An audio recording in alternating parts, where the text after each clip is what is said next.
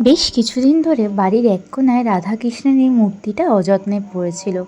দেখে না ভীষণ মায়া লাগছিল। ভাবছিলাম ঠাকুরের মূর্তি এভাবে অযত্নে পড়ে আছে, দেখে কিছু করতে পারি কিনা।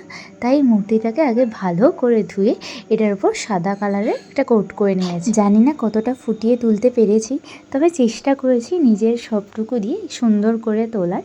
আর ঠাকুরের মূর্তি রং করার কোনো অভিজ্ঞতাই আমার নেই, এই প্রথমবার আমি এরকম কোনো কাজ করছি। কাজেই মনে বেশ খানিকটা ভয় নিয়ে আর এই কাজটা করার ভীষণ ইচ্ছা নিয়ে এই মূর্তিটা রং করেছি। আর ভগবানের মূর্তি আমি নিজে হাতে রং করতে পেরেছি, এইটাই আমার কাছে অনেক সৌভাগ্যের।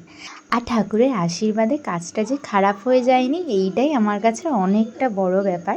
এখানে আমার পুরো মূর্তিটা রং করা কমপ্লিট, কিন্তু রাধাকৃষ্ণের মূর্তিটা রং করার পরেও কেন জানি না ভীষণ ফাঁকা ফাঁকা লাগছিল। ভাবছিলাম কি করা যায়, ভাবতে ভাবতেই মাথায় আসলো দারুণ একটা বুদ্ধি। কিন্তু সেটাও বেশ ভয় নিয়ে করেছি।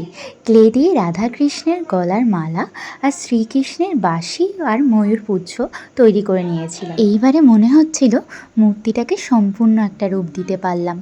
বাড়ির এক কোণায় অযত্নে পড়ে থাকা এই মূর্তিটাকে আবার ঠাকুরের আসনে রাখা যাবে সেরকম করে তুলতে পেরেছি, এটাই আমার কাছে অনেক সৌভাগ্য। তোমাদের মূর্তিটা কেমন লাগলো অবশ্যই জানিও।